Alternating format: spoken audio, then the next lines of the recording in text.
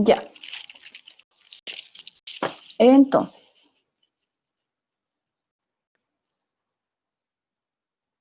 vamos a partir por la pregunta número 1. Chiquillos, a todo esto, el test sigue siendo los viernes a las 21, ¿verdad?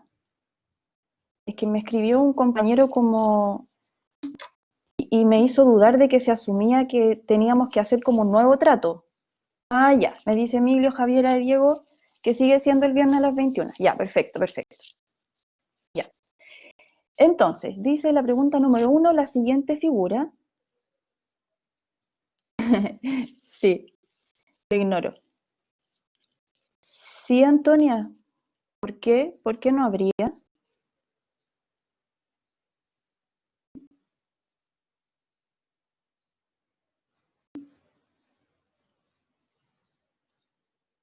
Ah, pero es que Viña lo tiene otro día. ¿El viernes? No sé, voy a mirar el calendario académico.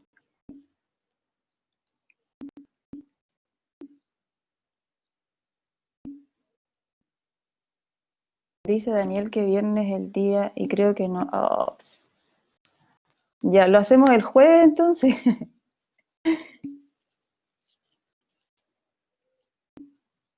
Sí, lo voy a... Lo voy a... Qué es mala la Antonia. Lo voy a averiguar, chiquillos, para ver si podemos tomar o no... Para ver si podemos tomar o no el test. ¿Ya? Y les confirmo a través de Marcelo que acaba de llegar. Qué bueno que me lo preguntaron, Antonia. Ya, partamos entonces. Ya, hablemos en serio. La siguiente figura muestra las generaciones que existen en las vías aéreas del ser humano. Entonces, la primera pregunta dice, ¿qué sucede con el área de sección transversal a medida que se progresa desde la zona conductiva a la de intercambio? Entonces, como quizás a esta imagen le falta información, vamos a utilizar esta mejor. Entonces, ¿qué dicen ustedes? ¿Qué sucede con el área de sección transversal? Perfecto, aumenta. Pero ¿aumenta de manera lineal? ¿Desde la tráquea va en aumento hacia los sacos alveolares o ahí hay alguna cosa?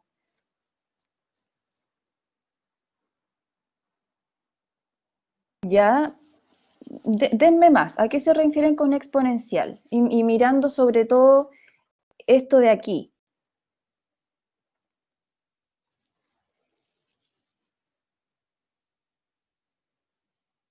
Claro, ahí hay una manito. Efectivamente, el área de sección transversal va aumentando, ¿cierto? Pero no hay que olvidar este detalle de aquí, ¿cierto? Esto de aquí.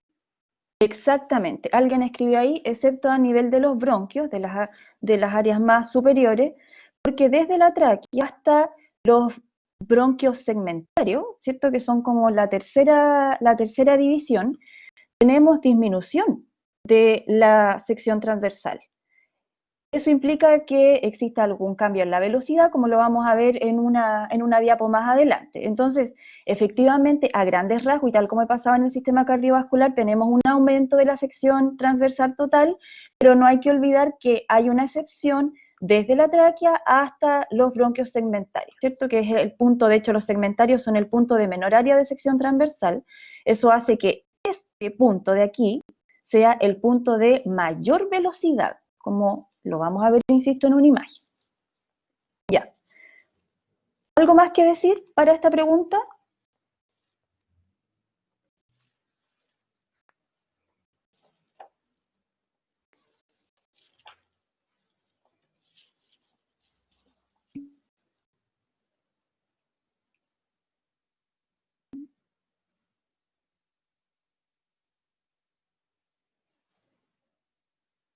¿Por qué disminuye ahí hasta los segmentarios? Hasta los segmentarios, creo que Daniel pregunta lo mismo que Daniela. Claro, porque aunque son más, Daniela, y aunque son divisiones de a partir de la tráquea, no alcanzan a conformar el área total de la tráquea. sea que no aunque sean más ramificaciones, van a cubrir más áreas.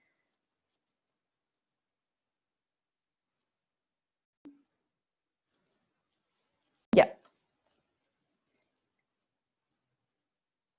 Nada más que decir entonces parece de esta, porque más adelante vamos a hablar de que fluye por... Utilizando la información contenida en la figura, grafique la velocidad del aire y el área de sección transversal en función de las generaciones de vías aéreas. Esto era lo que yo les comentaba recién. ¿Cómo quedaría este grafiquito?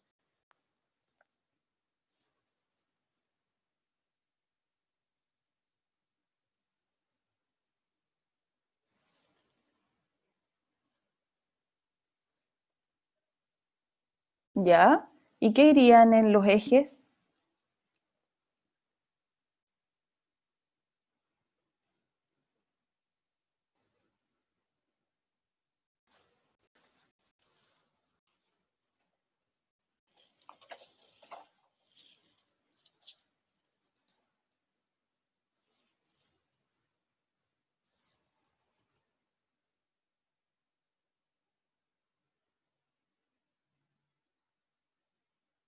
Ya, entonces, van los números de generaciones. Perfecto, ahí estaría la tercera generación, correcto.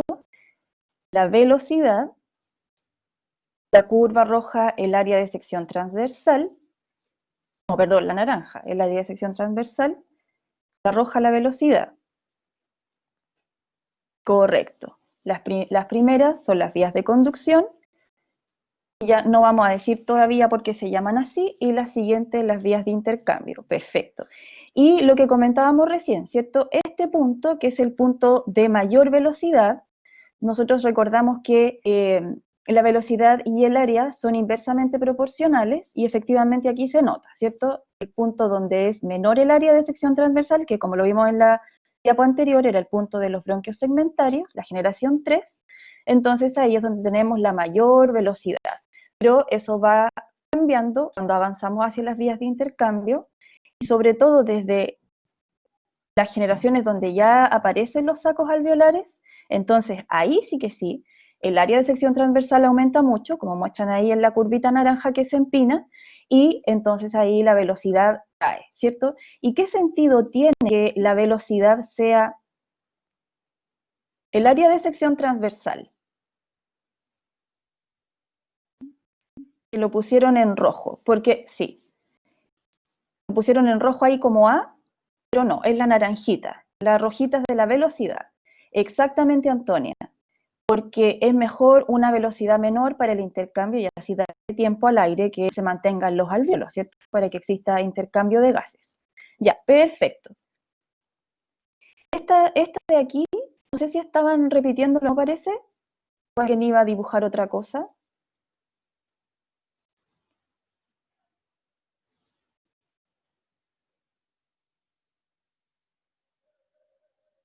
Ah, ya, era lo mismo, entiendo. Era lo mismo, ya. Entonces, claro, ahí yo puse por si a ustedes no lo dibujaban, pero yo sabía que lo iban a traer. Está aquí, ¿cierto? Es este el gráfico que ustedes estaban replicando. Y ahí se muestra la misma relación que habíamos visto en la diapo anterior, ¿cierto? Para el diámetro, el largo, el número de las generaciones que va desde 1 hasta mus, y las generaciones son de la 0 hasta la 23, y cómo se va comportando el área de sección transversal. ¿Cuál es la importancia desde el punto de vista respiratorio de que la tráquea contenga músculo liso?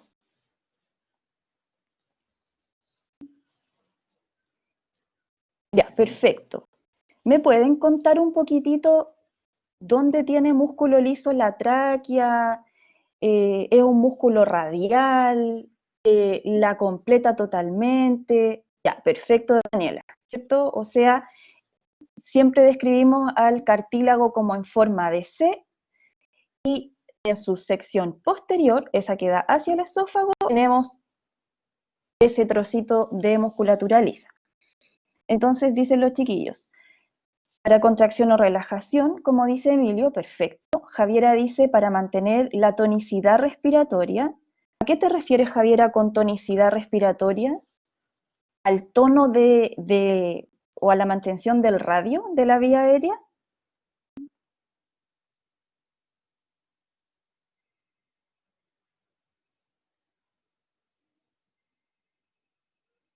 Que el músculo tenga un tono y que entonces la vía aérea tenga un cierto radio que permita la respiración. Ya, perfecto.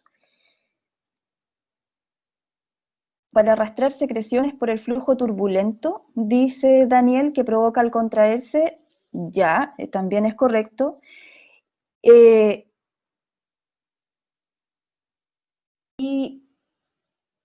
tiene algún efecto en evitar el colapso? ¿Qué me pueden decir del colapso de esta vía?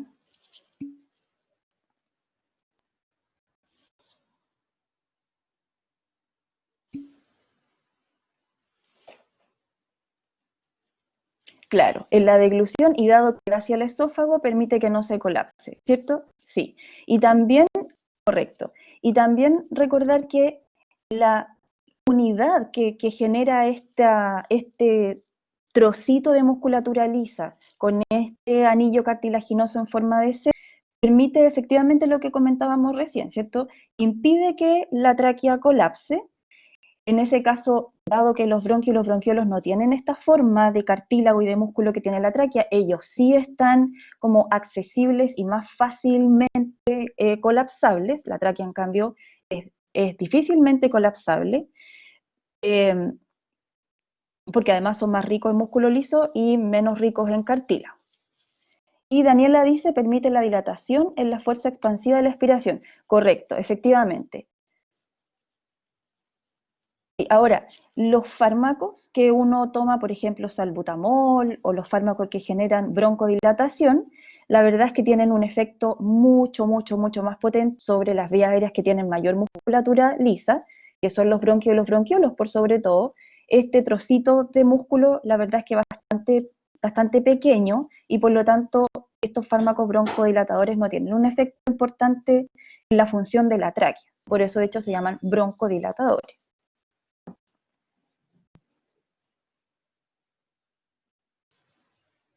Ya, ¿algo más que decir de aquí?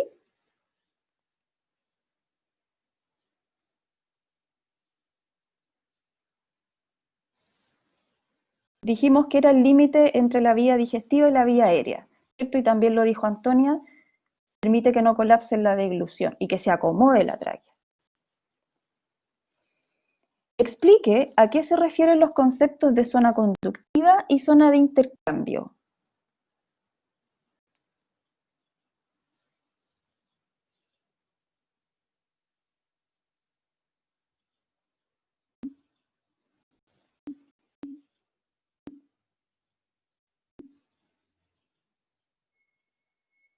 Ya, entonces, qué bueno el concepto que dice Daniela también. Entonces voy a leer, Antonia dice, en la zona de intercambio están los alveolos, ¿cierto? Se le adosan, dice Antonia. Y esas vías de intercambio parten desde la división número 17 hasta la 23 y efectivamente vemos la aparición de los alvéolos y por esa razón se llama la vía de intercambio. En cambio, dice Francisca, la zona conductiva va desde la generación 0 hasta la generación número 16 y claramente aquí no vemos alvéolos, por lo tanto no hay intercambio gaseoso.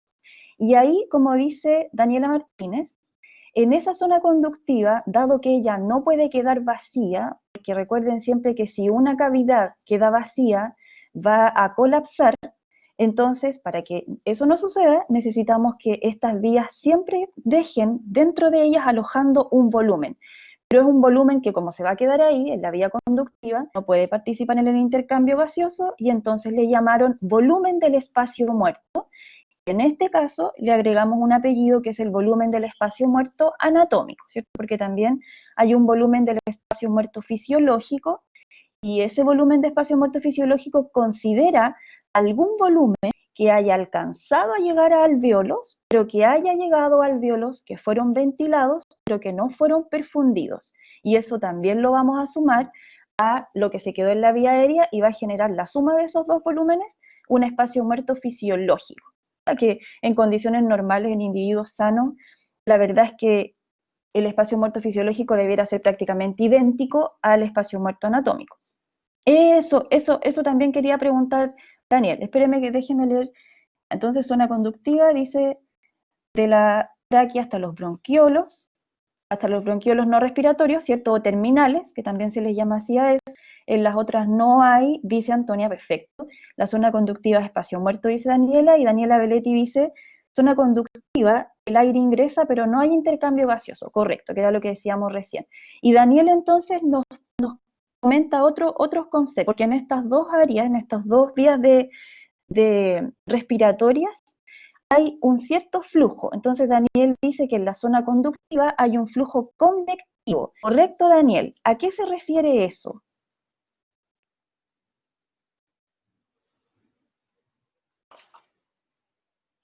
¿Y cómo es el flujo en las unidades respiratorias entonces?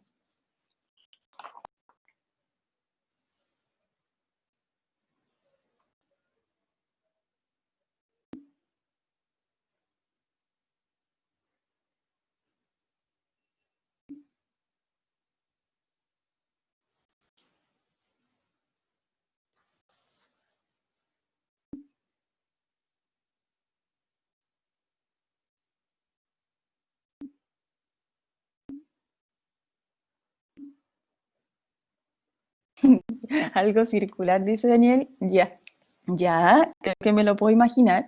Sebastián Villalobos dice, por diferencias de presión, ya, pero tanto lo convectivo como, como la difusión que se genera en las unidades respiratorias, ambos son por diferencias de presión.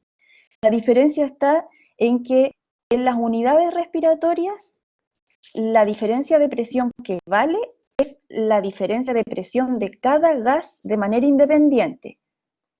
¿Cierto? Por ejemplo, el oxígeno difundirá de acuerdo a la presión que él genere, en función de la presión que exista al otro lado de los capilares alveolares.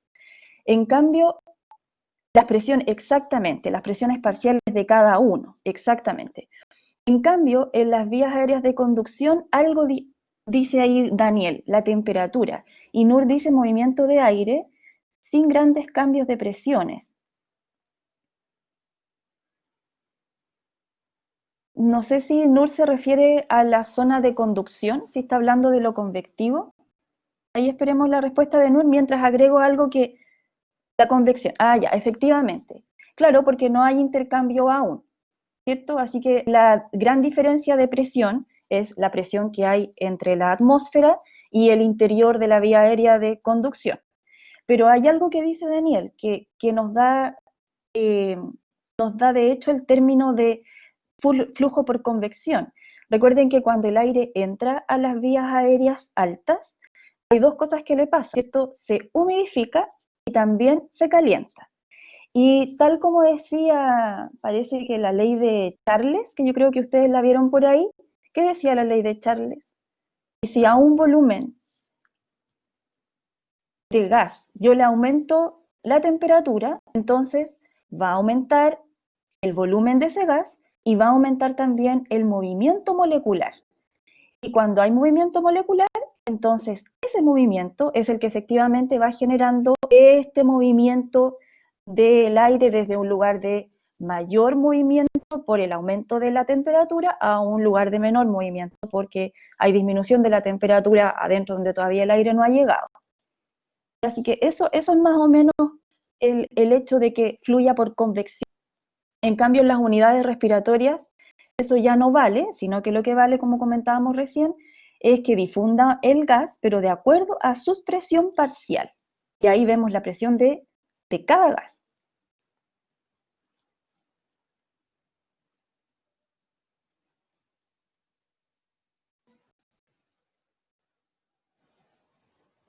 Ya.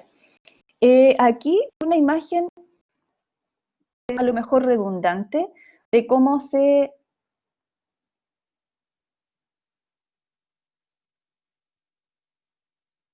Exactamente, difusivo, sí, sí,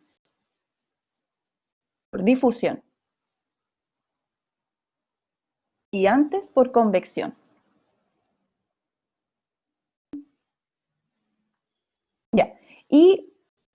Entonces aquí nos muestra como la organización histológica de cada una de las secciones, ¿cierto? Las vías aéreas más superiores, tráquea y bronquios, con su cartílago, con la musculatura lisa y con las células que, por supuesto, pueden estar ahí. ¿Qué hacían las células de Glovet? Que también pueden conocerlas con otro nombre. Correcto, como caliciformes. ¿Y cuál era su función? Correcto, Antonia, la secreción de mucina, la secreción de moco, efectivamente. Así que estas vías aéreas más, igual son inferiores, pero son más altas, efectivamente tienen una gran cantidad de liberación de moco, lo que puede hacer que la vía aérea pueda obstruirse, ¿cierto? Y lo que le pasa principalmente a los individuos asmáticos que están dominados por el sistema parasimpático, y sabemos que el sistema parasimpático hace dos cosas muy complicadas para el asmático. El bronco contrae y además secreta moco, y eso hace que el radio de la vía aérea disminuya mucho y resulte muy complicada la inspiración y sobre todo la expiración. En cambio, ya cuando ya no hay cartílago y nos vamos acercando a la vía de intercambio a la zona respiratoria, ya no hay cartílago, pero sí hay una mayor cantidad de musculatura lisa y seguimos teniendo celulitas. Esta célula la conocen con otro nombre, a lo mejor la conocen así. Correcto, Antonia, las células de Clara, correcto. ¿Y cuál era su función? Ellas tienen como dos grandes funciones.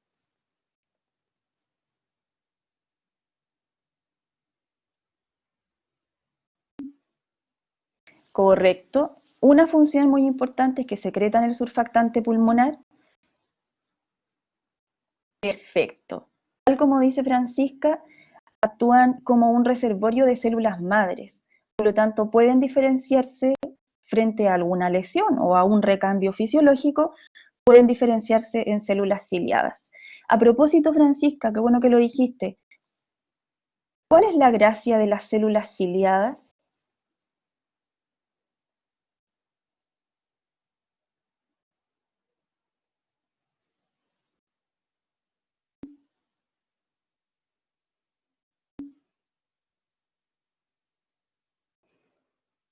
¿Ya?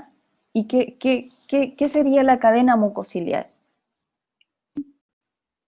Correcto. Secreción de moco, atrapamos las moléculas de gran tamaño y el cilio se bate hacia afuera, como hacia la nariz. Y en cuanto se bate hacia afuera, hacia la nariz, entonces moviliza las moléculas que se hayan atrapado en la mucosidad. Correcto. ¿Y qué se hace después con esa mucosidad? La verdad es que la mayor parte se deglute. Y es una forma de eliminarla. Ya cuando llegamos a los sacos alveolares, ahí no tenemos nada más, no tenemos cilios, no tenemos músculo, porque ahí lo que importa por sobre todo es el intercambio. ¿Qué tenemos de células? ¿Qué tipos celulares tenemos en el saco alveolar? Uno muy importante, que es el neumocito tipo 1, o célula alveolar tipo 1, no sé cómo la vieron en clase, que lo que genera es la pared de este saco alveolar y es la más importante en el intercambio gaseoso. También está el neumocito tipo 2, que lo que hace es secretar el surfactante, fabricar este surfactante pulmonar para disminuir la tensión superficial. Y lo que también tenemos son macrófagos, porque dado que aquí ya no hay cilio, igual necesitamos tener algún mecanismo de inmunidad. Y el mecanismo de inmunidad que tenemos acá efectivamente es el macrófago, que ya sabemos que su gran función es fagocitar los elementos extraños que lleguen o que hayan logrado sortear la cadena mucociliar que comentaban las chiquillas y llegar hasta el alveolo. Ya. La figura muestra una representación del movimiento de las costillas durante la respiración. ¿Qué podrían decir de esta imagen antes de ir a la pregunta? Estas imágenes de acá.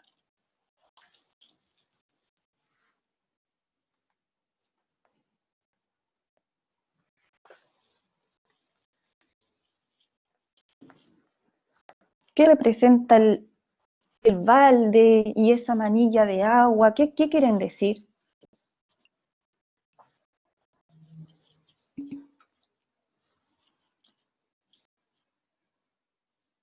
Ya. Javiera dice que hay dos de movimientos. Y Daniela dice que la parrilla costal superior se mueve distinto a la inferior.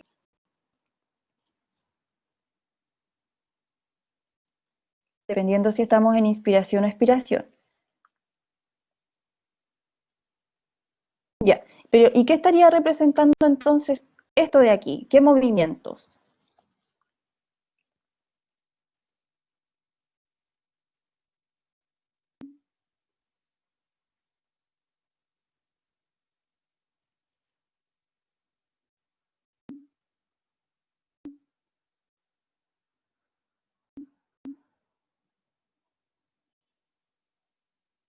Sí, en los dos casos estamos en una inspiración.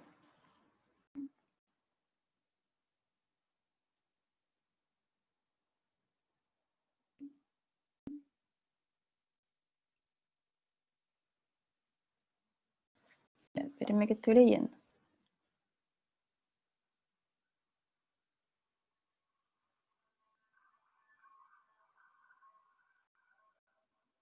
El primero, según yo, inspiración. No, los dos son inspiraciones, Antonia.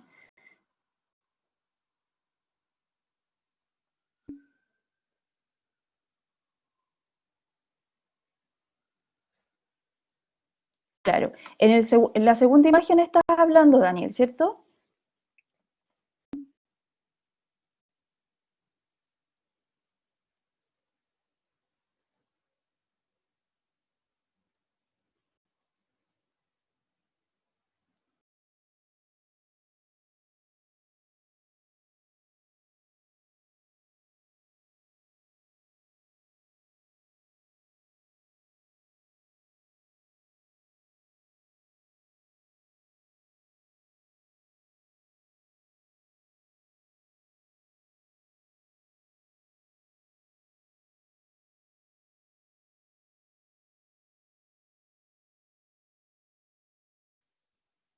Chiquillos, me caí. ¿Me escuchan?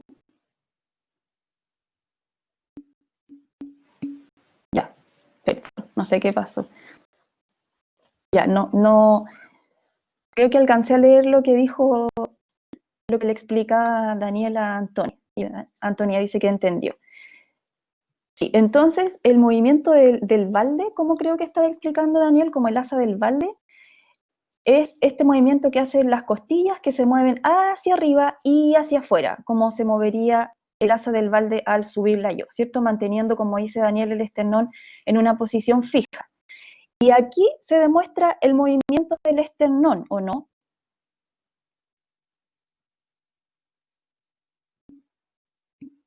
Exactamente. Y esto se supone que es una llave y mostraría que si uno lo mira como desde esta mirada anatómica, efectivamente uno vería que el esternón se desplaza hacia arriba, haciendo el segundo movimiento que parece que Daniela decía, ¿cierto? Hacia arriba y hacia adelante, efectivamente. Así que este movimiento permite que nosotros aumentemos el diámetro, pero el diámetro transversal.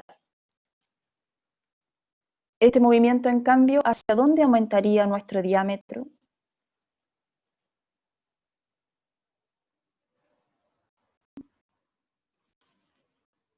Este de aquí, hacia antero-posterior, correcto, exactamente, muy bien. ¿Qué puede indicar acerca de la función de la musculatura intercostal externa durante el ciclo respiratorio?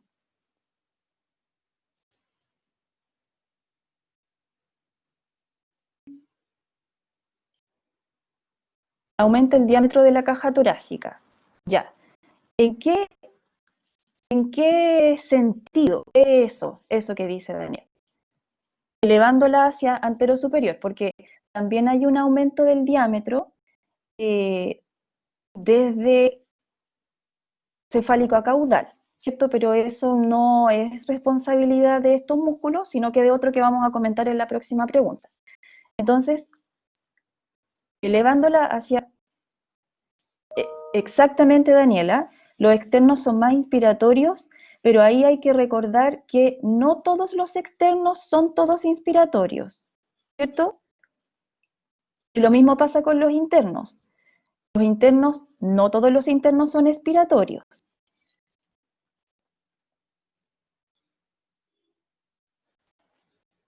Pero la mayoría de los, sí, sí. Boron tiene una imagen muy buena. Yo en todo caso la puse al final de la clase, eh, pero yo creo que el profesor en todo caso eso lo dijo y lo compartió.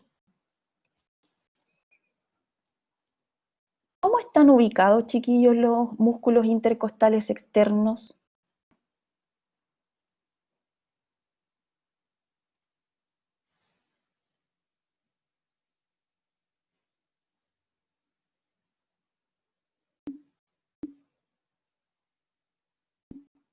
Exactamente. Están como en diagonal. Si estas fueran las costillas, ¿cómo estarían?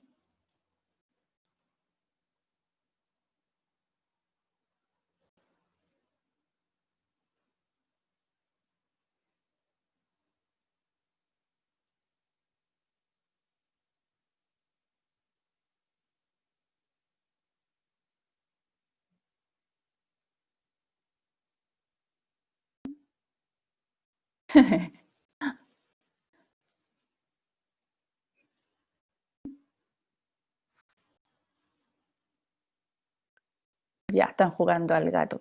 Así, cierto que yo creo que, no sé si estaban replicando lo mismo, pero así. Se fijan a la costilla superior, a la costilla que está inferior, obviamente, y van en diagonal. Sí, exactamente.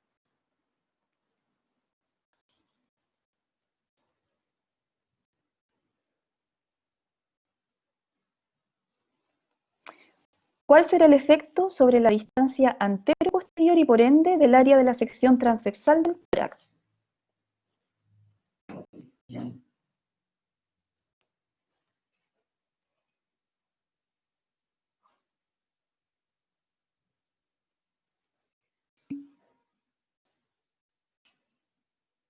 Correcto, que era lo que decías tú, Daniel, ¿cierto? Que las preguntas a veces son un poquitito repetitivas.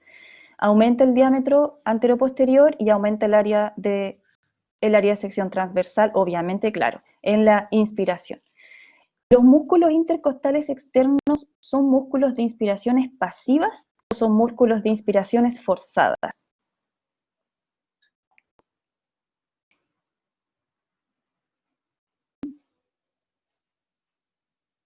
Exacto. O sea, obviamente en la forzada también se contraen, ¿cierto? Pero él y el diafragma, correcto, mi pregunta no estuvo tan dirigida, pero él y el diafragma son los dos más importantes eh, en inspiraciones de tipo pasivas. Y ya sabemos que la expiración en reposo es pasiva también, porque requiere que estos dos se relajen y la expiración en reposo no requiere que ningún músculo se contraiga, no así la expiración forzada.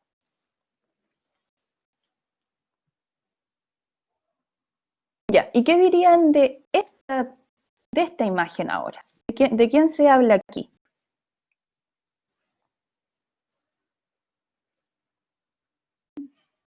Del diafragma. Ya, ¿qué pueden decir del diafragma?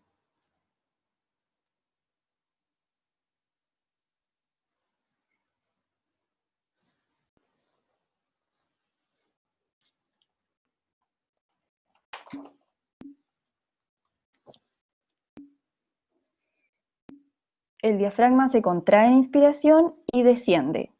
Tiene como una cúpula, ¿cierto que decimos? Y esa cúpula desciende, como que se aplana.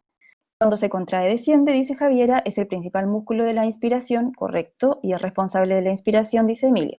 Perfecto. ¿Hacia dónde aumenta la caja torácica? ¿Hacia dónde aumenta el volumen del pulmón? ¿En qué dirección?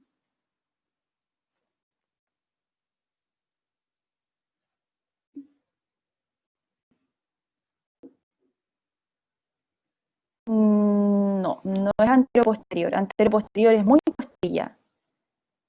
Hacia abajo, pero ¿cómo saldría en la solemne hacia abajo, Diego? Exacto. cefálico caudal, o algunos libros dicen rostral caudal. Correcto. Sí, Antonia, longitudinal, hacia abajo, como decían los chiquillos. O más bonito, cefalocaudal, efectivamente. Sí, pero Daniel, ¿sabes que hay algunos libros que lo describen así?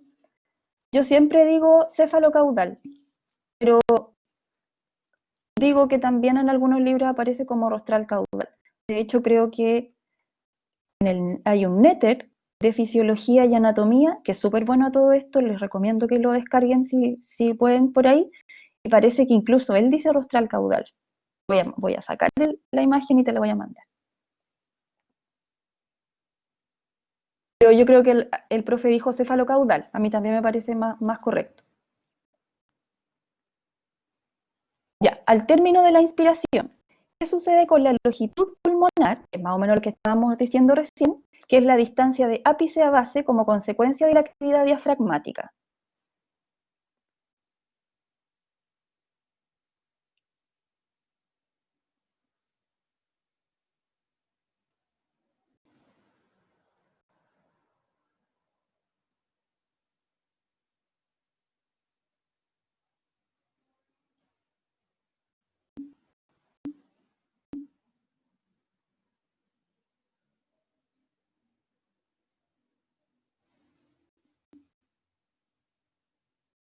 Debiera aumentar, ¿cierto? Porque Antonia, al final de la inspiración,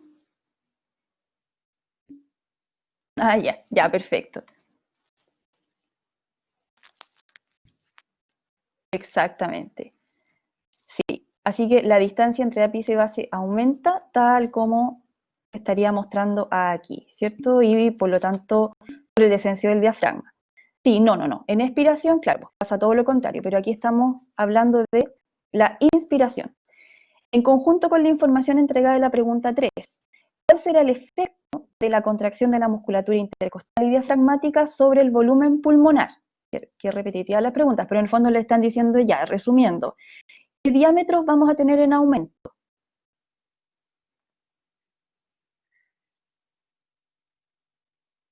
Cefalocaudal, ¿cierto? Por el diafragma, y por efecto del movimiento de esternón y costillas, vamos a tener anteroposterior. Y también un tanto lateral, por el movimiento en asa de Walde que hacen las costillas. ¿Y qué quiere decir esta imagen de acá? ¿Por qué es importante que exista un cambio de volumen y que la contracción del diafragma y de los intercostales externos aumente el volumen del pulmón?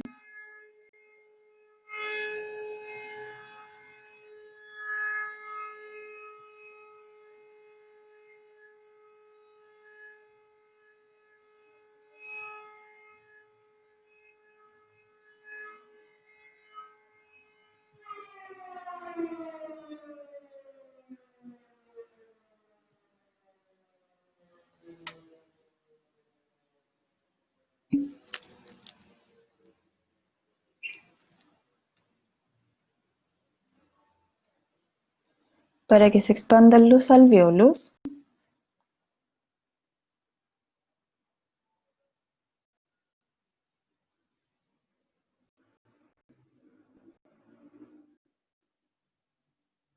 Ya, entiendo lo que me dice Daniela, para que se expandan los alvéolos, o sea, para que aumente el volumen de los alvéolos. Pero ¿qué pasa cuando aumenta el volumen de los alvéolos y cuando aumenta el volumen pulmonar, según la ley de Boyle?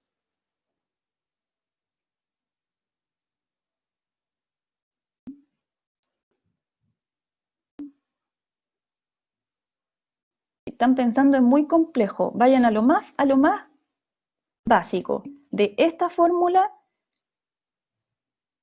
exactamente, ya. Lo que dice, por supuesto, que Antonia, con la resistencia, eso es correcto, pero ahora estamos analizando el cambio de presión frente a cambios de volumen. ¿Cierto? Era muy sencillo y efectivamente, como decía Boyle, cuando nosotros tenemos un aumento del volumen del recipiente, entonces la presión dentro de ese recipiente, teniendo la misma cantidad de moléculas de gas, entonces va a disminuir. Mayor volumen, menor presión. Y eso es bueno porque nosotros sabemos que la entrada de aire, como comentábamos recién, es función de deltas de presión. Así que, ¿cuándo vamos a tener una inspiración? Cuando la presión alveolar sea menor a la presión atmosférica. ¿Y cómo podemos hacer? Porque la presión atmosférica no va a cambiar, ¿cierto? Siempre se mantiene, si estamos al nivel del mar, en 760 milímetros de mercurio o en cero, porque en respiratorio recuerden que le ponemos un valor estándar de cero. Ella no va a cambiar, pero lo que sí puedo cambiar es mi presión alveolar. ¿Y cómo lo puedo hacer para disminuir la presión alveolar en función de la presión atmosférica? Dice Boyle, aumente el volumen de su recipiente. Entonces, aumentamos el volumen, disminuimos la presión alveolar y ahí tenemos un gradiente para el ingreso de aire. Un delta P, esa fórmula es bien conocida, ¿cierto?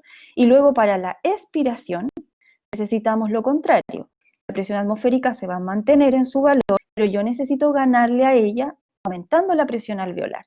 ¿Cómo aumento la presión alveolar para ganarle a la presión atmosférica?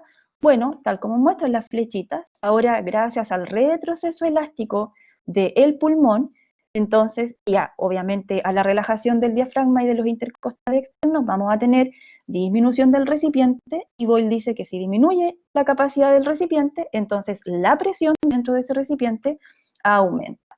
Y con eso tenemos mayor presión alveolar, le gana la atmosférica y el aire entonces sale, ¿cierto? Así que esa es como la gracia básica de que podamos jugar con los volúmenes pulmonares.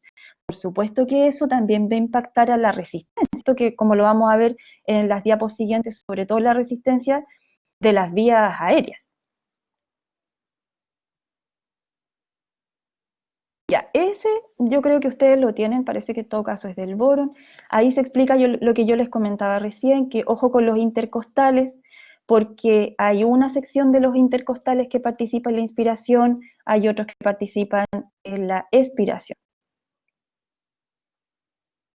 Realice un esquema que muestre los flujos inspiratorio y expiratorio obtenidos a diferentes esfuerzos ventilatorios. Explique por qué el flujo expiratorio está limitado durante la aspiración máxima, lo que no ocurre durante una aspiración normal o durante la inspiración.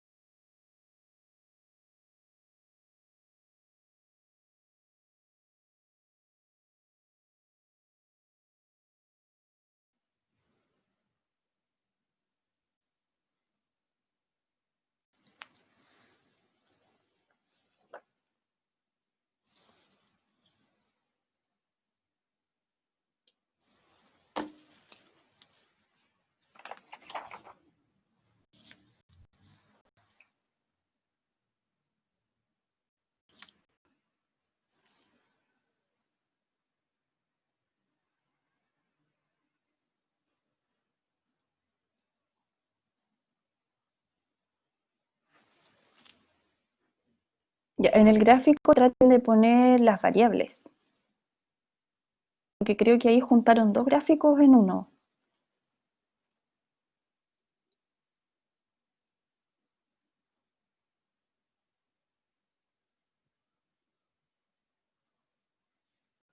¿Ya?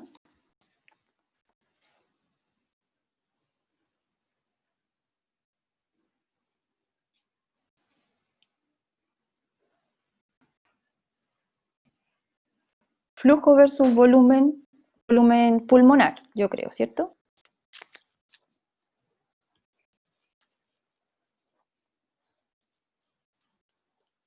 Ya, ¿y qué quiere decir la curva morada?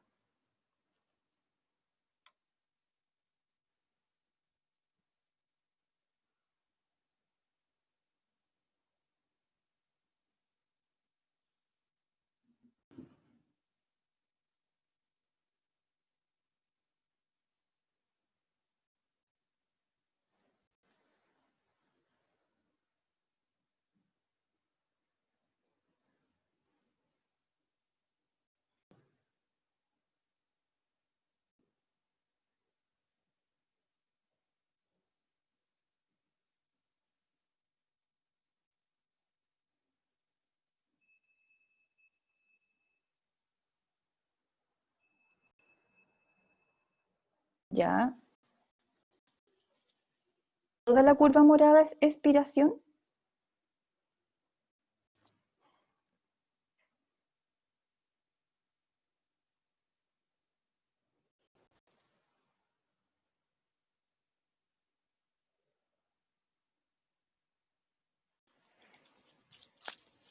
Están tratando de dibujar esto de aquí.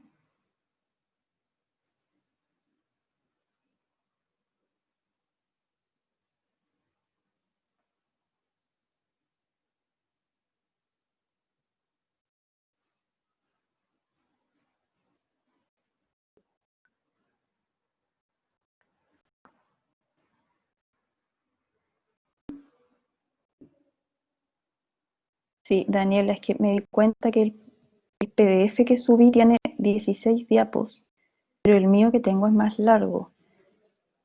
Denme un minuto para arreglar el problema, porque tengo el otro gráfico que creo que me habla Daniela. Denme un minuto, please.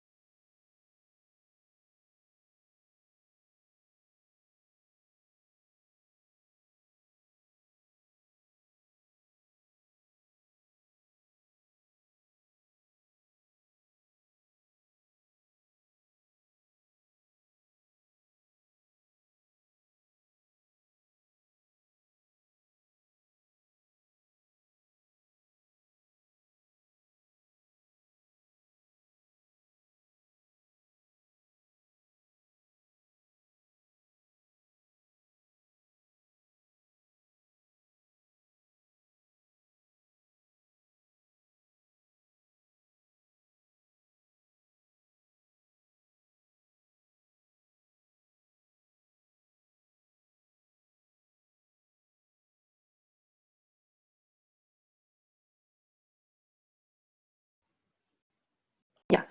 ¿Esa sería, Daniela, a la que te refieres?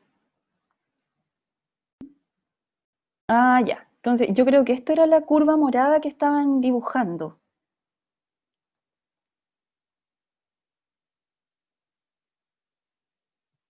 ¿cierto? Yo creo que sí. Antes de analizar, ¿qué, ¿qué es más complicado en esfuerzo, chiquillos, la inspiración o la expiración?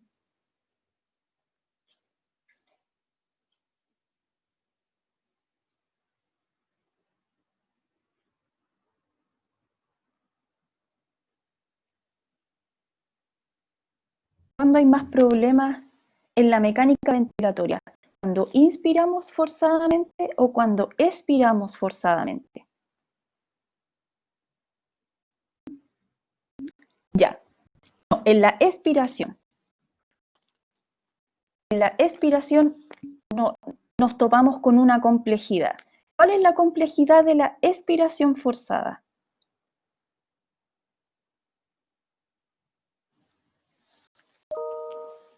¿Qué es lo que muestra esta gráfica y también esta de acá? ¿Qué es lo que muestra en realidad este monito que me gusta mucho, sobre todo la parte de arriba?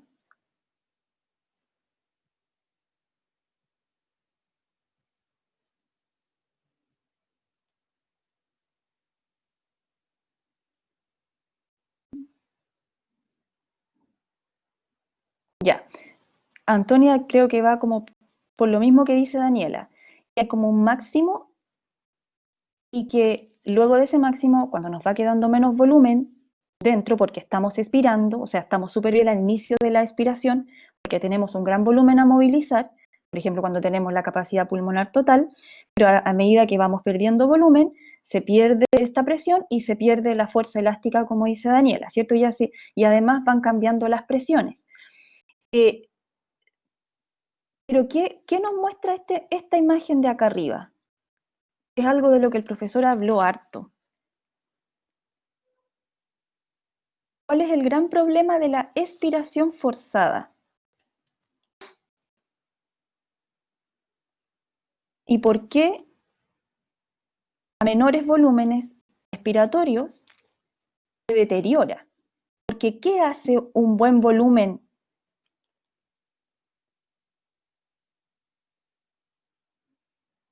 Baja el nivel del punto de equilibrio. O sea, el punto de equilibrio te refieres, Daniela, a ese punto donde se iguala la presión intrapleural. Exactamente, exactamente. O sea, lo que estaría pasando como aquí, ¿cierto? Cuando tenemos una expiración forzada. De hecho, los pacientes que tienen EPOC suelen expirar con los labios fruncidos justamente para evitar el cierre de la vía aérea. Y tal como muestra la imagen, tenemos entonces un punto donde se igualan ambas presiones y llegamos a algo que el profesor habló como PIP, punto de igual presión, y cuando la presión intrapleural es igual a la presión interna, entonces la presión transmural va a ser de 0, y recuerden que la presión transmural es una presión de expansión, y ojalá siempre la presión transmural sea positiva, ¿verdad?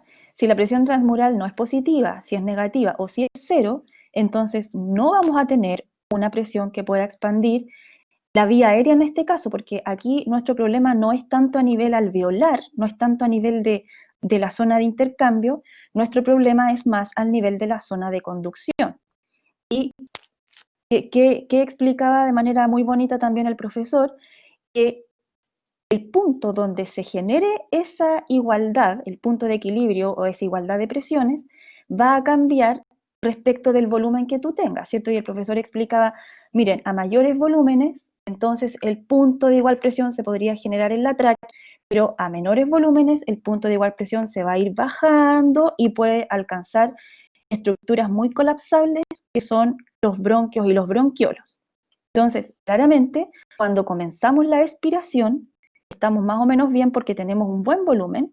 Y tal como decía Pérez Antonio hace un rato, recuerden que cuando nosotros movilizamos un gran volumen por la vía aérea es como tirada hacia atrás y la vía aérea se abre. Así que a mayor volumen movilizado, la resistencia disminuye porque la vía aérea se expande, pero cuando tenemos un menor volumen a movilizar, ya no tenemos esa expansión en nuestra mano porque el volumen que estamos movilizando es poco, y entonces corremos el riesgo de que la vía aérea se colapse, y eso es lo que pasa sobre todo cuando hacemos expiraciones de tipo forzadas.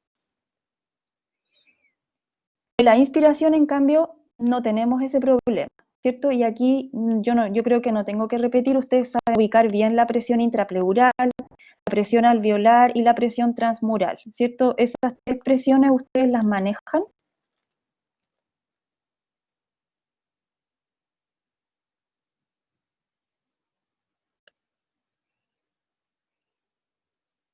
¿Saben, por ejemplo, por qué aquí da más 2, más 3, más 4?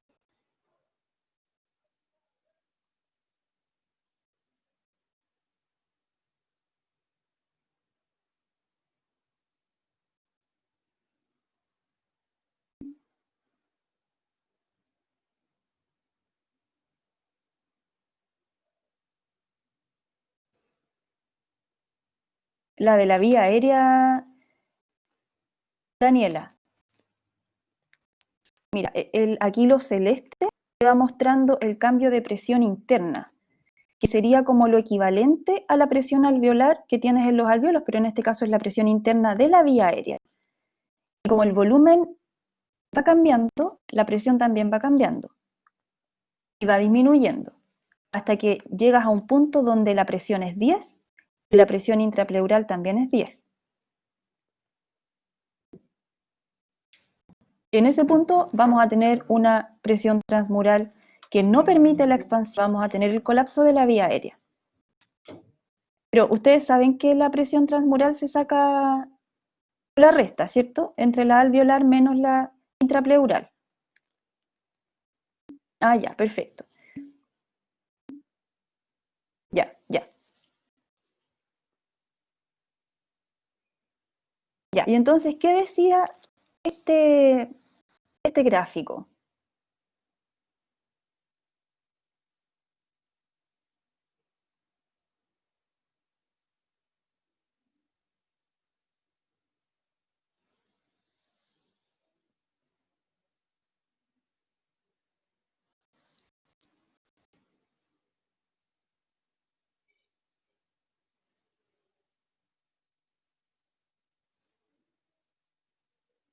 ¿Qué pasa en este punto?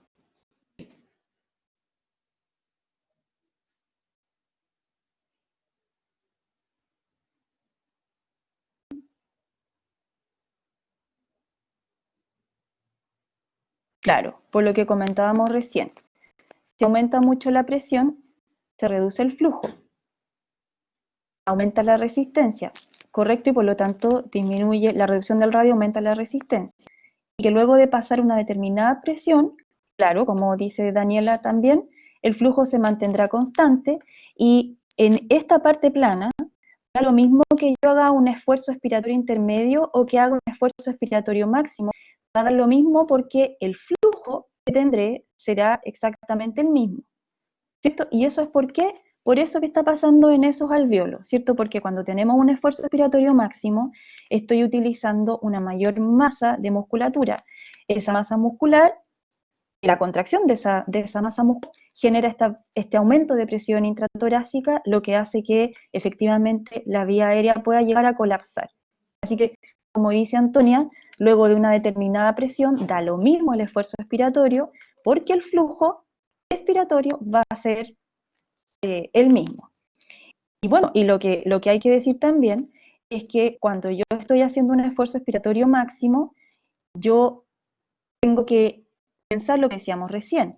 A medida que yo expiro, y eso se ve muy bien en la espirometría, voy disminuyendo el volumen, me va quedando menos volumen dentro, voy movilizando menos flujo. Y eso también genera una disminución del radio, una menor presión de expansión y por lo tanto un aumento de la resistencia. Ya, y esta, ¿qué mostraba aquí, esta diapo?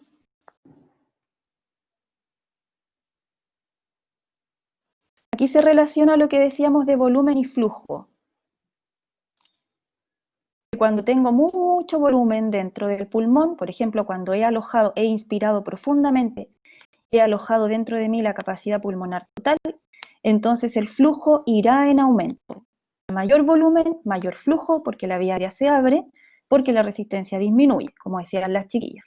Pero cuando me quede poco volumen dentro y el volumen que me quede se acerque y se parezca al volumen residual, que es lo menos que me puede quedar, recuerden que ese es como el volumen sistólico final, entonces en esas condiciones de menor volumen pulmonar, el flujo efectivamente va a disminuir, va a ir disminuyendo a medida que me vaya quedando menos volumen.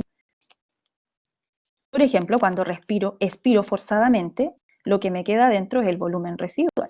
Se entiende entonces que el flujo disminuya mientras más volumen expiro, mientras más volumen boto. El siguiente experimento se realizó en un pulmón aislado.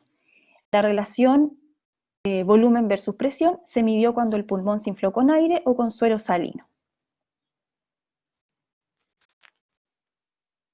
La pregunta dice, explique a qué se debe la histeresis observada cuando el pulmón se infla con aire. Explíquenme antes el gráfico. ¿Cuál es el experimento que se hace en el gráfico? Son dos experimentos en realidad.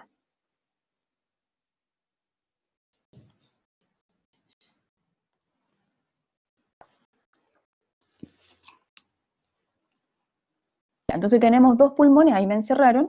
Uno se infla con aire, el otro se infla con una solución salina.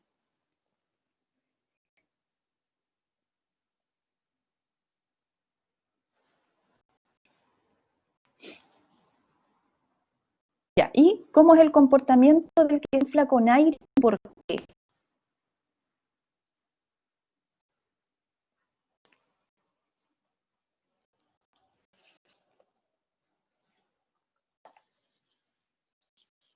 Pueden abrir el micrófono si quieren.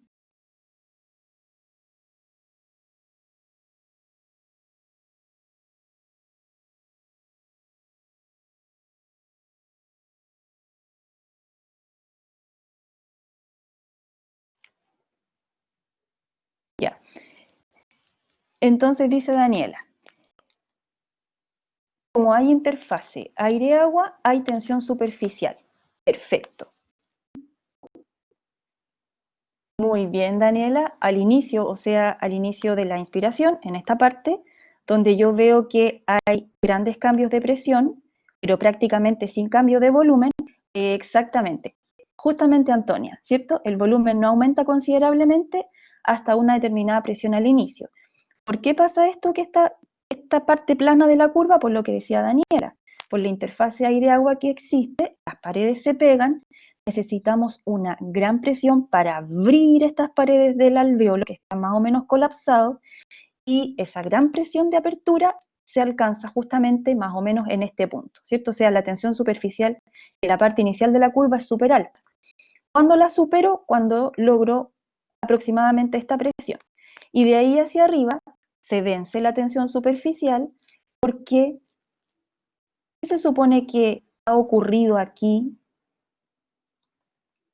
¿Cómo venzo la tensión superficial?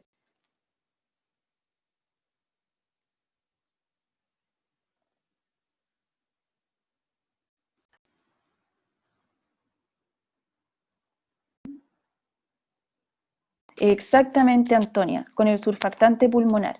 ¿Y qué hace él? ¿Cuál es su función? ¿Por qué puede disminuir la tensión superficial?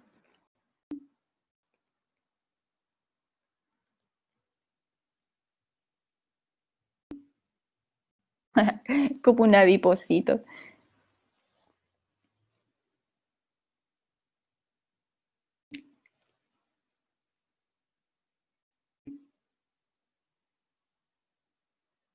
Claro, porque en una capa, correcto, Antonia, ¿cierto? En una capa donde solo hay moléculas de agua interactuando, esas moléculas de agua al interactuar y al crear puentes de hidrógeno se acercan, disminuyendo el radio de esa superficie y por lo tanto aumentando la presión, como decía Boll.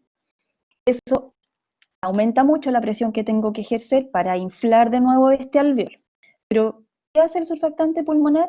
Antonia, cuando dice que es como un adipocito, yo me imagino que se está refiriendo a que esta molécula es como 90% lipídica aproximadamente, ¿cierto? Y 10% proteica.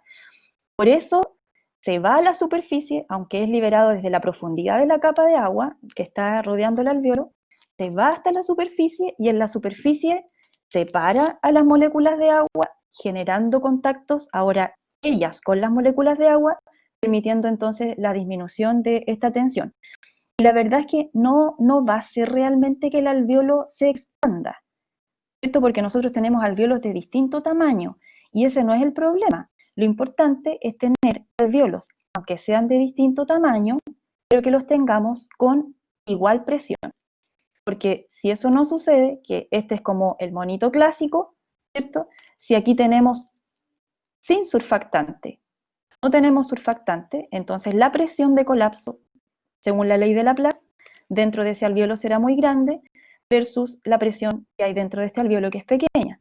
Entonces, como el aire se mueve de un lugar de mayor presión a menor presión, entonces el aire del alveolo con gran presión hará esto. Es el trayecto que haría cualquier fluido que se mueve a favor de un gradiente de presión.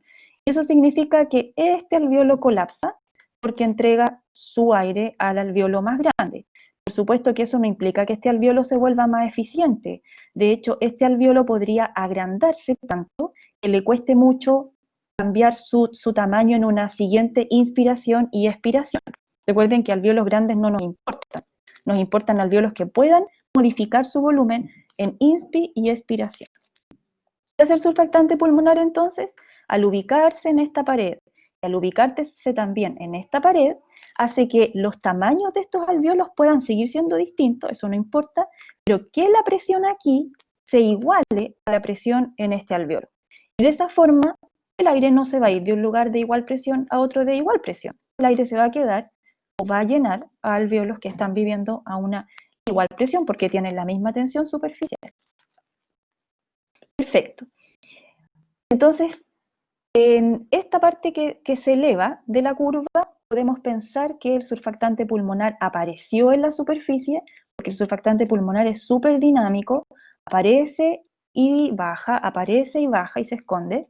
Y en esta fase entonces él apareció permitiendo la insuflación, la inspiración. ¿Qué le cuesta más, según la curvita, a un pulmón inflado con aire? ¿Le cuesta más la inspiración o la expiración? ¿Dónde hay mayor posibilidad de colapso?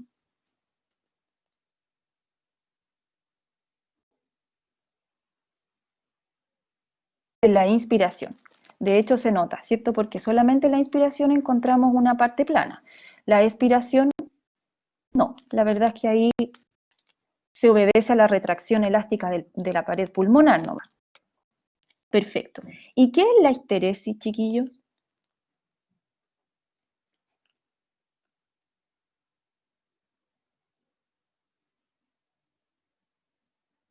¿Dónde estaría en el gráfico la histeresis?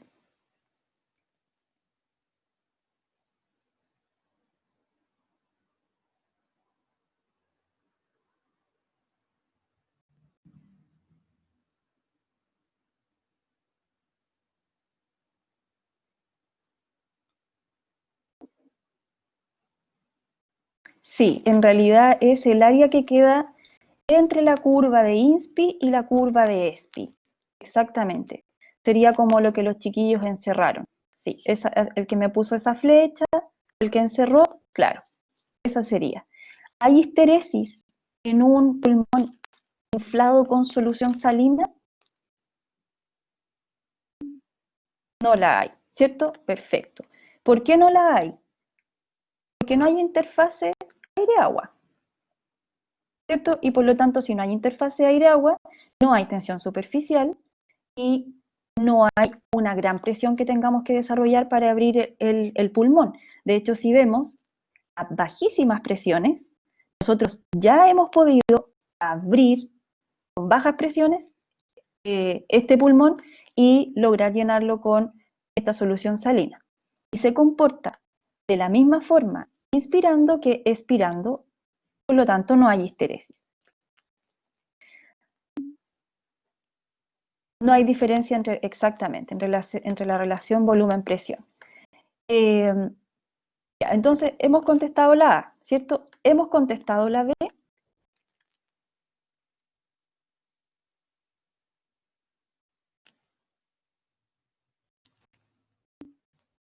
Sí, ¿cierto? Decíamos que porque no hay interfase, no hay tensión, que no hay interfase y no hay histeresis. Correcto. ¿En cuál de los dos casos habrá más trabajo respiratorio en la próxima inspiración?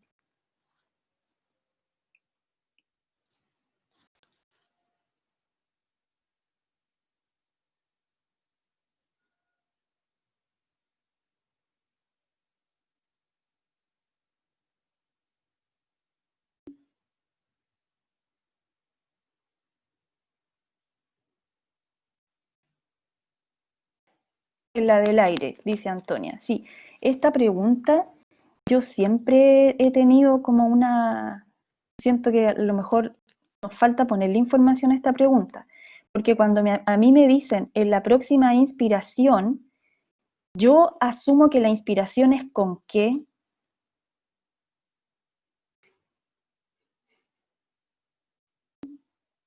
¿Cierto, Daniela? Así que si lo pensamos así, obviamente voy a tener el cuidado de que en el test del profesor no vaya una pregunta así como con esa pillería. Pero claro, si a este la próxima inspiración de este es con aire, claro que él va a tener problemas, ¿cierto? Va a tener un mayor trabajo respiratorio. Pero si la próxima inspiración de él es con aire y no con agua, ¿tendrá problemas él también?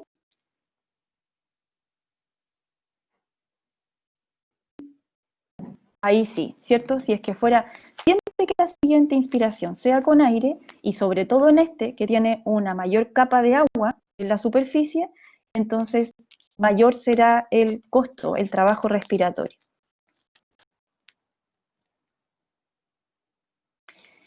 Ya, ¿qué se muestra aquí?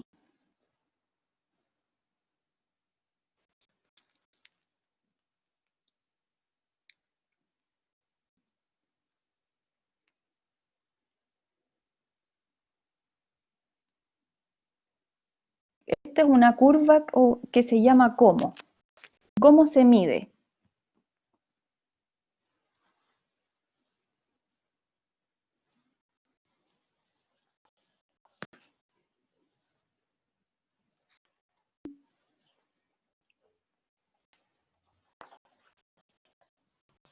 Exacto.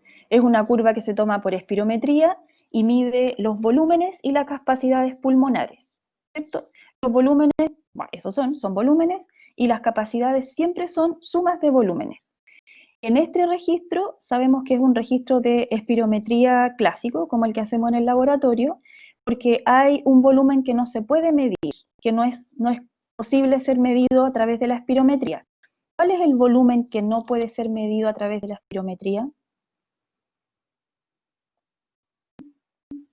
Correcto. El volumen residual, por eso no tiene curvita, ¿cierto? Porque el volumen residual, por definición, es el volumen que queda dentro de mí cuando yo expiro forzadamente, y entonces es el volumen que siempre va a quedar dentro del pulmón para evitar su colapso. Es como el volumen sistólico final, decíamos. Y no vamos a latear con cuáles son las capacidades, cuáles son los volúmenes, porque yo entiendo que eso lo manejan y las preguntas no se dirigen a eso en todo caso, pero de todas maneras, en la espirometría tampoco se van a poder medir directamente aquellas cosas que requieran el volumen residual, por ejemplo, la capacidad residual funcional, eh, no va a ser medida directamente porque no hemos podido medir el volumen residual, pero hay fórmulas por las que uno lo puede hacer y eso lo van a ensayar, entiendo que la próxima semana cuando hagamos los casos clínicos aquí mismo, con los chiquillos, con los alumnos ayudantes. ¿Cómo será? A propósito de estos volúmenes y capacidades, ¿cómo será la distribución de los volúmenes y capacidades en un sujeto sano que se encuentra recostado de cúbito supino respecto a un sujeto que se encuentra de pie, en bipedestación? Realice un esquema comparativo, que aquí está el esquema, no lo tienen que hacer, y explique la causa de las diferencias si es que las hubiera. Aquí ya están las imágenes, ¿qué dirían ustedes?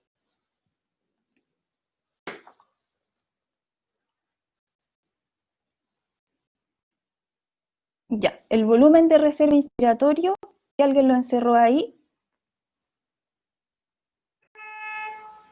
aumenta cuando estamos en posición de cúbito.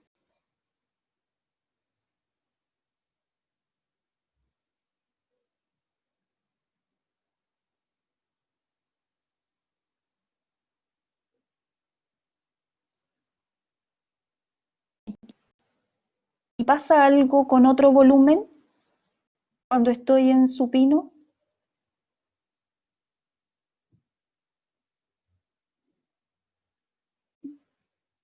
Correcto, exactamente. Disminuye el volumen de reserva expiratorio al compararlo con el individuo que está de pie, ¿cierto?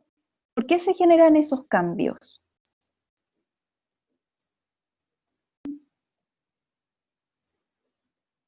Con la menor gravedad, dice Daniela, cuando estoy supino. Daniela, o cuando estoy de pie.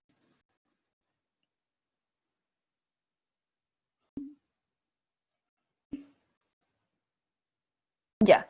¿Y eso qué implica?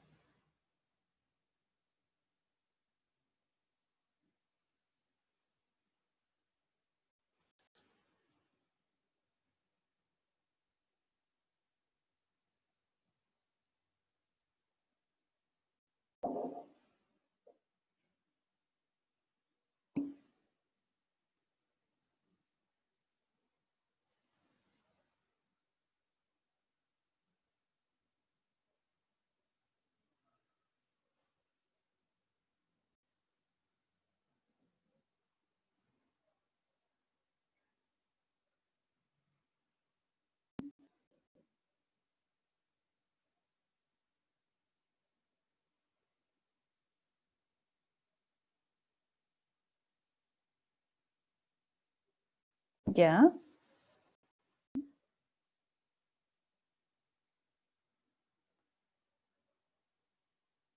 De hecho, el diafragma queda como más hacia cefálico. No, como tú dices, no baja bien, exactamente.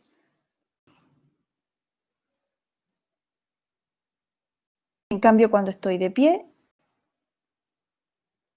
las vísceras están generando una presión caudal, por lo cual no aumenta tanto la presión intratorácica. Y si la presión intratorácica está disminuida, entonces es más fácil la expansión del pulmón. Eso es cuando estoy de pie. Y esa ventaja mecánica no la tengo cuando estoy en supino. De hecho, a eso, al no tener esa ventaja, se le llama desventaja mecánica de estar en posición de cúbito supino.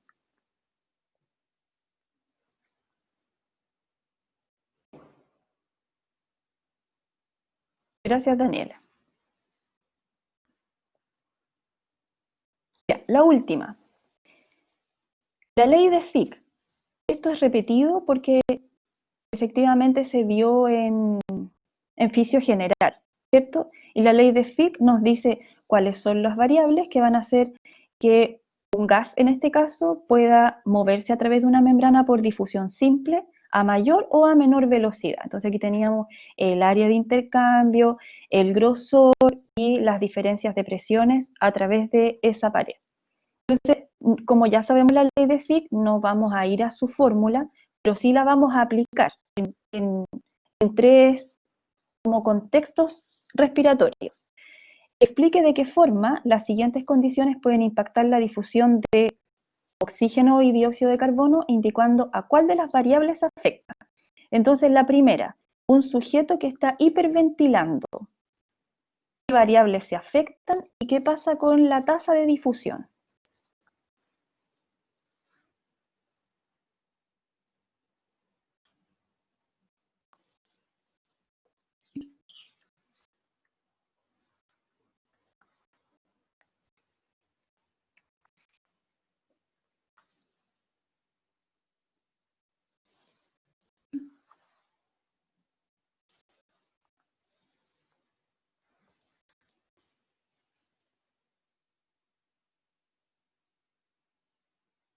Ya, Daniel dice que uno está aumentada.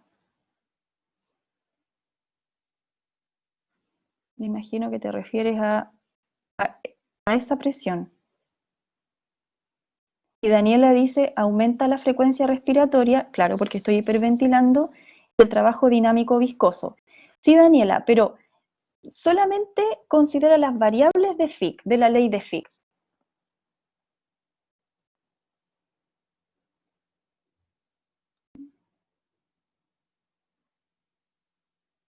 ¿Qué cambiaría?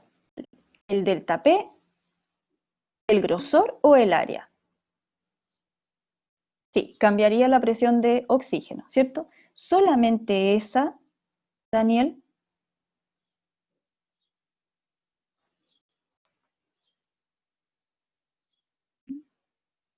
Exactamente. Cuando yo hiperventilo, si miro el alveolo, en el alveolo voy a ver mucha menor presión de CO2 que cuando estoy ventilando de manera normal, porque he barrido con una gran cantidad de dióxido de carbono por la hiperventilación y como he inspirado más veces en la misma cantidad de tiempo, también he ingresado un mayor volumen de oxígeno, por lo tanto tengo una delta de presión tanto para el dióxido de carbono como para el oxígeno, mucho mayor, una diferencia mucho mayor.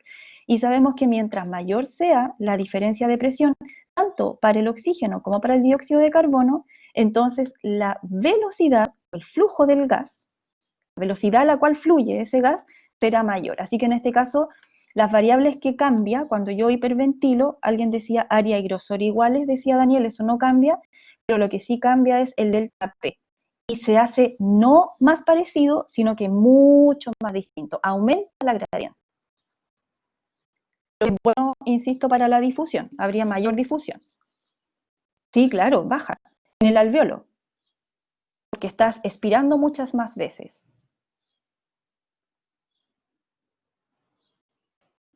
Y si baja en el alveolo, Daniel, entonces habrá mayor diferencia de PCO2 entre la sangre y el alveolo. Entonces tú vas a tener mucho más dióxido de carbono cruzando desde sangre.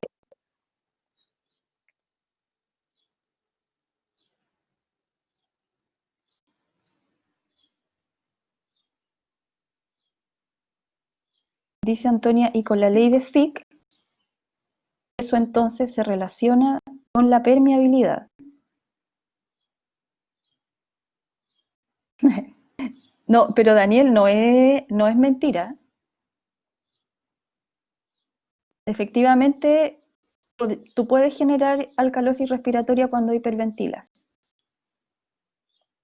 que vamos a compensar con el sistema metabólico, pero sí. Antonia, eh, deme más acerca de su pregunta.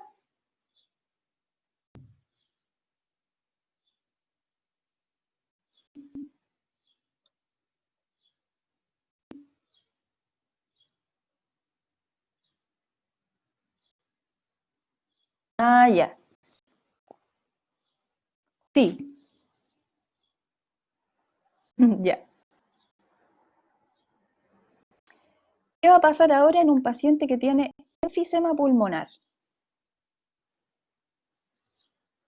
Y ahí a lo mejor ayudarían estas imágenes.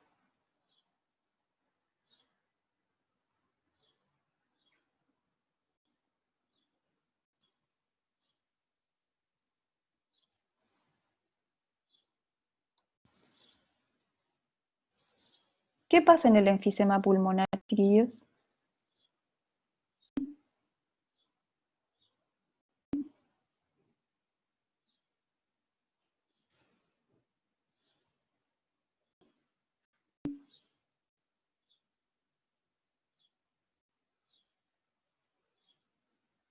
Claro, terminamos teniendo hartas cosas, pero una de las cosas que más importantes que pasa es que el alveolo ya no puede jugar con su retroceso elástico porque se pierde principalmente la elastina. Así que él no puede distenderse y retraerse como lo hace de manera clásica para participar en el intercambio, ¿cierto? Así que, tal como dice Daniela, los alveolos se agrandan como muestra la imagen y ¿qué entonces? ¿Cuál de estas tres variables de la ley de Fick va a cambiar?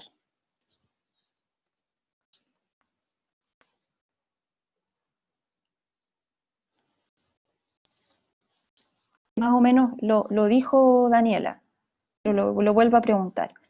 Exactamente. Como se reduce la superficie, disminuye el área de intercambio. Si disminuye el área de intercambio, entonces va a disminuir la tasa de difusión y la velocidad a la que el gas cruza. Luego, en todo caso, como tú dices, Daniel, podríamos llegar a lo que siempre pasa. Podría haber muerte de células y nosotros ya sabemos que en tejidos como el corazón, y aquí también pasa en el pulmón, el recambio de células no es por el mismo tipo celular, sino que es por tejido fibroso, lo que hace que efectivamente el alveolo ahora se expanda, pero quede prácticamente rígido. No puede jugar, insisto, con el cambio de volumen para la inspiración y la expiración. ¿Y qué pasaría?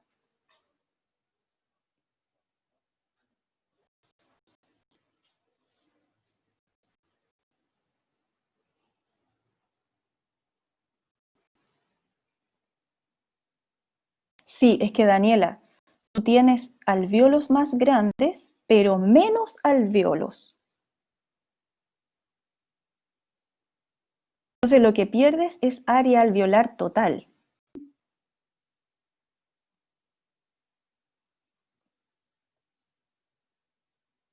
Y entonces el área total de difusión, no mirándolo solamente en un alveolito, el área total de difusión disminuye. Pero claro, hace sentido lo que tú dices, pues si están más expandidos, entonces aumentan la superficie. Claro, no, es que perdemos unidades alveolares.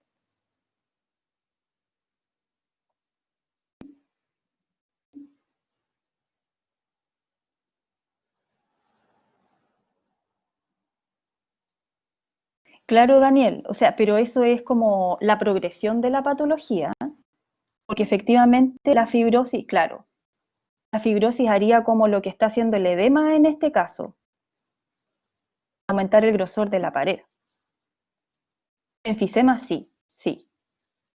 Y en la solemne yo creo que se los van a preguntar y enfisema es área. Ya, y en el edema pulmonar, como muestra la imagen, ¿qué va a pasar?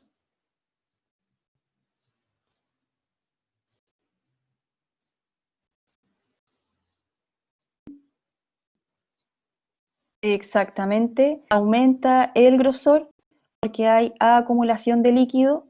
Como ya sabemos que un edema siempre eso sucede y por eso es tan complicado el edema pulmonar, aumenta entonces la membrana respiratoria, el grosor de la membrana respiratoria, y eso implica que la pared de cruce sea más gruesa y por lo tanto la difusión sea menor y la velocidad de difusión también sea menor.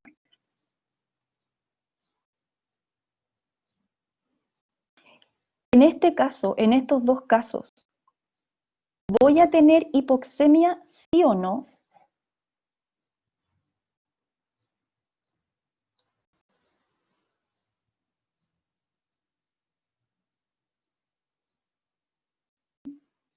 Absolutamente, absolutamente, ¿cierto? Sí, voy a tener en ambos casos, voy a tener hipoxemia. ¿Y tendría hipocapnia o hipercapnia?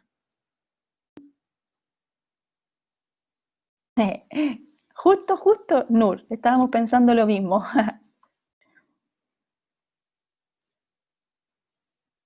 ¿Qué le responderíamos a Nur? Y respondiendo también a la pregunta que hice, ¿tendríamos menos presión de CO2 o mayor presión de CO2?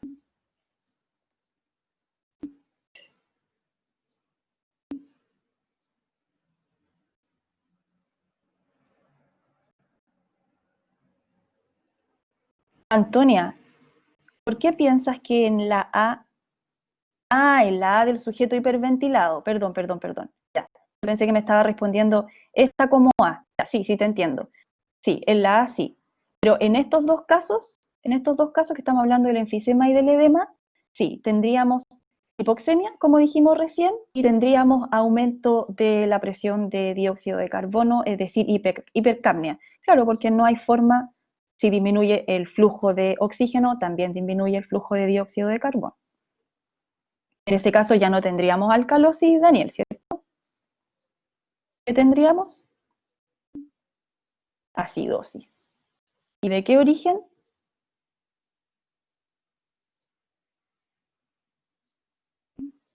Respiratoria, correcto.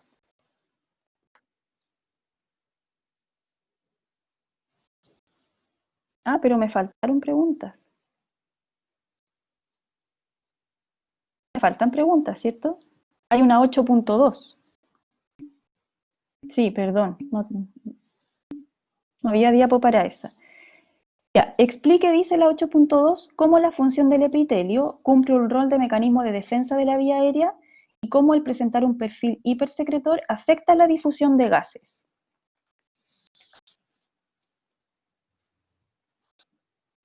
Es más o menos lo que hablamos al principio cuando hablamos de vías aéreas, pero demos una respuesta para esta pregunta.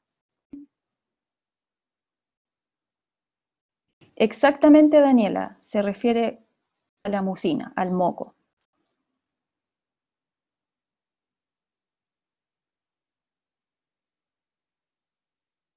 Entonces aquí deberíamos recordar primero que en algunas porciones de la vía aérea tenemos un epitelio pseudoestratificado, ¿cierto? Que lo más importante es que tiene células que presentan cilios y que la unión de lo que hacen esos cilios, del batimiento del cilio, como comentábamos al principio, ¿cierto? Más la generación de la mucosidad que viene de las glándulas de las células caliciformes, van a generar esta barrera que comentábamos antes para que partículas que tienen aproximadamente un tamaño mayor a una micra no sigan su viaje por la vía aérea, se adhieran al moco y el movimiento hacia afuera que tiene el cilio permite que este material ahora avance de vuelta hacia la tráquea y, no sé, se genere el reflejo del estornudo o lo deglutamos y lo vamos a eliminar igual. Dice Nur, el hipersecretor genera resistencia dinámica. Ya, entonces vamos, Nur nos está respondiendo la segunda parte.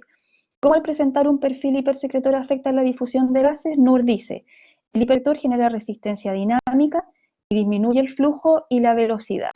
Exactamente, porque asumimos que el hipersecretor genera tanto moco que la acumulación de moco nos ocupa espacio, nos ocupa lumen de la vía aérea y por lo tanto disminuye el radio, lo que hace que aumente la resistencia dinámica, como dice Nur, lo que hace que disminuya el flujo de aire que ingresa y sobre todo, si aquí siempre el problema es para la expiración, que eso es sobre todo lo que le pasa a los individuos que tienen enfermedades de tipo obstructivas. Muy bien. Y la última pregunta dice, explique la regulación de la actividad del músculo liso bronquial mediada por el sistema nervioso autónomo y cómo el ejercicio o el asma podría afectar la capacidad ventilatoria y de difusión. Daniela, es que el moco no debiese llegar hasta el alveolo y a nosotros la ley de Fick nos importa en las zonas de intercambio. Entonces, en un individuo sano, la mucosidad debiera estar en las vías conductivas. Pero Daniela, tú tienes razón. Si la mucosidad lograra llegar hasta el alveolo, claro que ahí se generaría un grosor, no, ya no de la pared que hay entre el neumocito tipo 1 y el endotelio, sino que un grosor como engrosando la capa de agua. Y eso al final haría igual que la velocidad de difusión disminuya. Así que si llegara ahí, tendríamos problemas, pero en general no llega, porque es de la vía aérea conductiva. Ya, ¿y qué me dicen de la 8.3? Esta es como casi de neuro.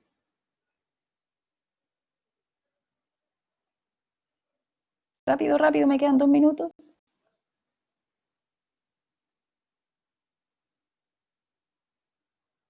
¿Qué le hace el sistema autónomo a la musculatura lisa bronquial?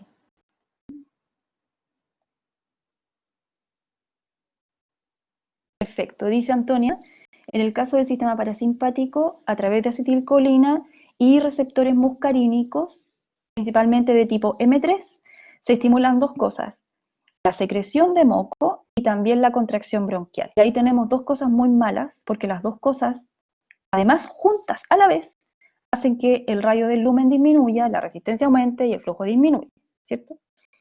Y Daniela dice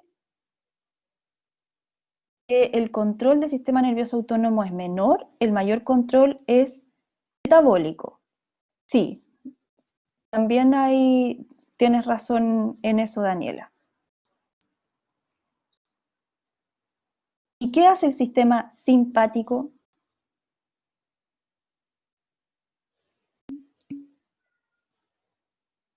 Exactamente todo lo contrario, y todo lo contrario con los dos factores, porque disminuye la actividad de las células caliciformes, por lo tanto disminuye la actividad secretora de moco, y también promueve broncodilatación, efectivamente. Menor secreción y dilatación bronquial. Entonces, después nos dicen, bueno, ¿y qué le va a hacer el ejercicio? Si aplicamos esto, ¿qué espera usted en ejercicio físico? Que se active qué rama del sistema nervioso autónomo.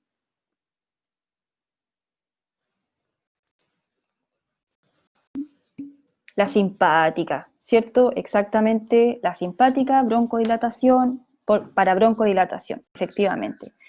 Y en el individuo asmático, que parece que lo pregunta y que ya lo habíamos dicho de todas maneras, en el individuo asmático hay una mayor actividad del sistema parasimpático, ¿cierto? Así que tenemos lo que decía la compañera más arriba, secreción de moco y broncoconstricción. Y la última pregunta para irme, ¿solamente aquí es importante la función de adrenalina y acetilcolina como broncodilatadores y broncocontores? También hay otros, ¿cierto, Antonia?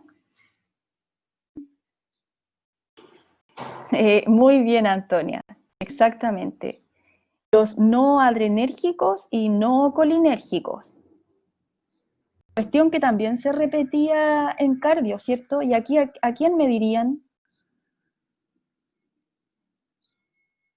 ¿Qué no adrenérgico y no colinérgico broncodilata? Correcto.